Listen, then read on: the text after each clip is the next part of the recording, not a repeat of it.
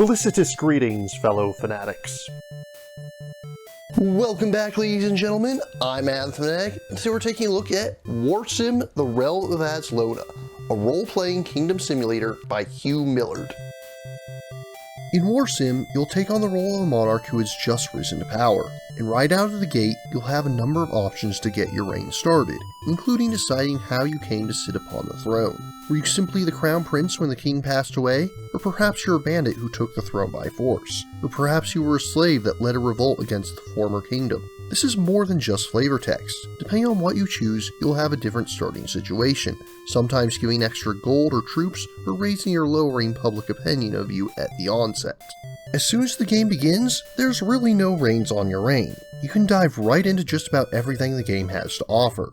You can pass laws and edicts, ranging from imposing taxes on gambling, to outlawing slavery, to disbanding local militias. You can engage in diplomacy not only with rival kingdoms, but also with bands of outlaws and adventurers. You'll also need to staff your inner circle. You'll be able to enlist the services of a diplomat, a spy, a general, a steward, a court jester, and 5 champions of the realm, each of which can be trained to enhance their abilities. You can visit the bank to store and gain interest on your dividends, or even request a loan. But there's a few areas in particular that you're likely to be spending a lot of time with. Firstly, you have the throne room, where your subjects can come and speak to you on any number of subjects. You may have someone lodging a complaint about the soldiers of the realm. You might have a prospector offer to sell you their mine. You may have one of your staff ask for a raise. You may have bards from foreign lands come to serenade you, or you may have to endure the ravings of madmen. If public opinion is particularly high, you may even have volunteers offer to join your army or give you gifts for the royal vaults. You'll also be able to call your royal council to advise you, or even hang up your crown and abdicate the throne if you so choose. The next major option of note is upgrading your kingdom. Here you'll be able to do everything from improving roads for better trade, to enhancing the weapons which your soldiers will carry, to constructing guild halls for various purposes. Cheaper upgrades will only cost a few hundred, while some of the most expensive ones will cost hundreds of thousands. And some of these can also affect the arena, which is our next point of note. There are a number of different minigames which you can gamble on, but none is as fleshed out as the arena. Here, 2 combatants will face off against one another. You can choose to simply spectate or bet on the fights. What's more, you'll be able to influence things with the arena champion, including asking him to join the champions of your realm, or replacing him with one that serves you.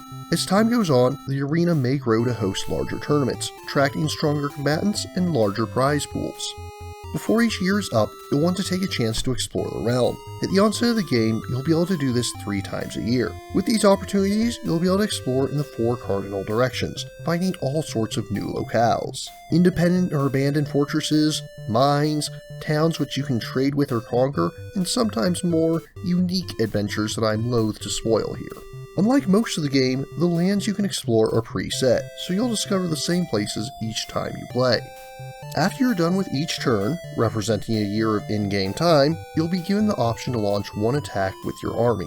You don't have direct control over battles, but you do get to choose how many of your forces to send, and will have some minor effect on the onset of the fight. And regardless of whether or not you attack another realm, you may have to defend your own, although oddly enough, you have absolutely no control over this defense. Presentation-wise, the game is certainly interesting.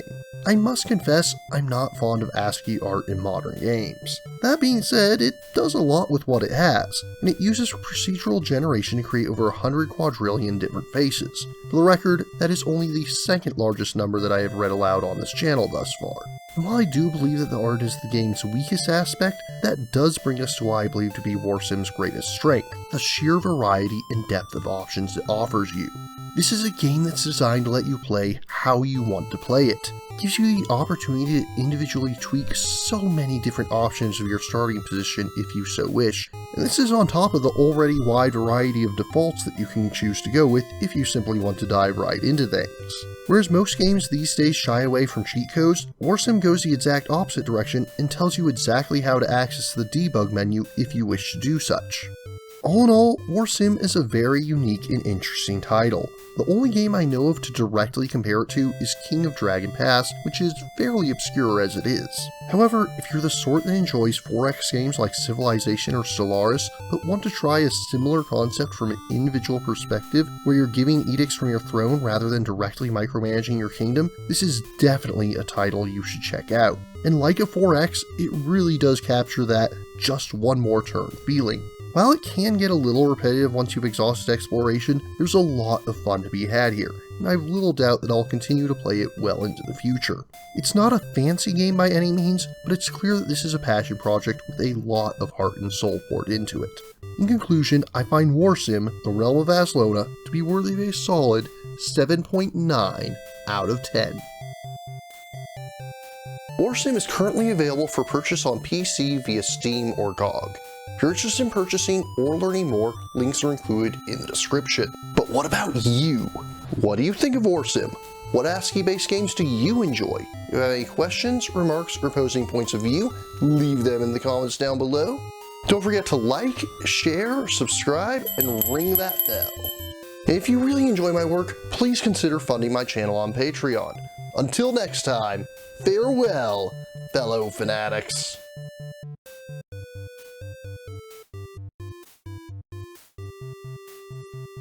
Thank you again for watching. I have plenty more to share with you if you're interested.